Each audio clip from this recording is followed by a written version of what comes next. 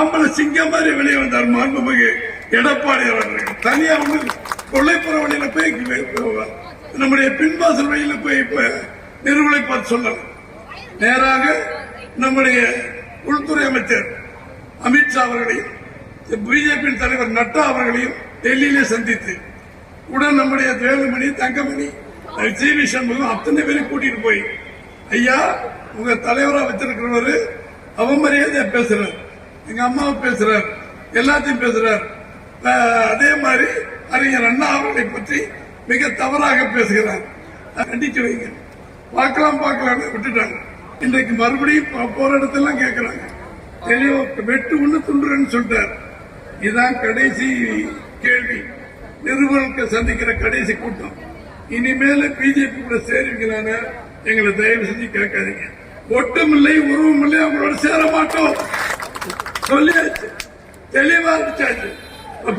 ஆனால் இன்றைக்கு அண்ணாமலை அவர்கள் தமிழ்நாட்டில் பேசுகின்றது என் மனைவியை போல ஒரு பெண் பார்க்க முடியாது, என் மகளை போல ஒரு பெண்ணை பார்க்க முடியாது, தாயை போல பார்க்க முடியாது, ஜெயலலிதாவுக்கு மேல பெரியார் என்று அண்ணாமலை பேசுகின்ற பொழுது எடப்பாடி நரேந்திர மோடி தெரியாதா?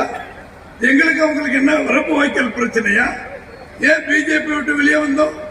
ஏன் நரேந்திர மோடியை கூட்டணி வேண்டாம்னு சொன்னார்?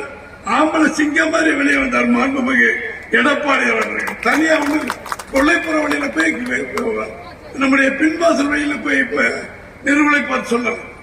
நேராக நம்முடைய உள்துறை அமைச்சர் அமித்ஷா அவர்களையும் பிஜேபி தலைவர் நட்டா அவர்களையும் டெல்லியிலே சந்தித்து உடன் நம்முடைய வேலுமணி தங்கமணி ஜிவி சண்முகம் அத்தனை பேரும் கூட்டிட்டு போய் ஐயா உங்க தலைவரா வச்சிருக்கிறவரு அவமரியாதையா பேசுறார், எங்க அம்மாவை பேசுறார், எல்லாத்தையும் பேசுறார்.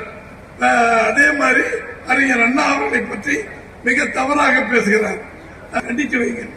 பார்க்கலாம் விட்டுட்டாங்க.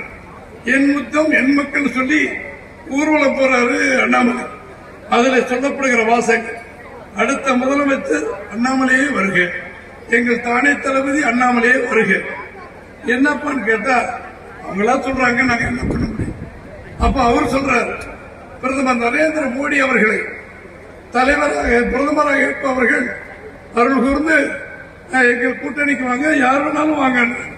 நாங்களும் அதான் சொன்னோம். அந்த கூட்டணி இருக்கின்ற வரை எங்களுக்கு வருங்கால பிரதமர் திரு நரேந்திர மோடி என்று எடப்பாடி சொன்னாரு, நாங்களும் சொல்லிக்கிட்டு இருந்தோம்.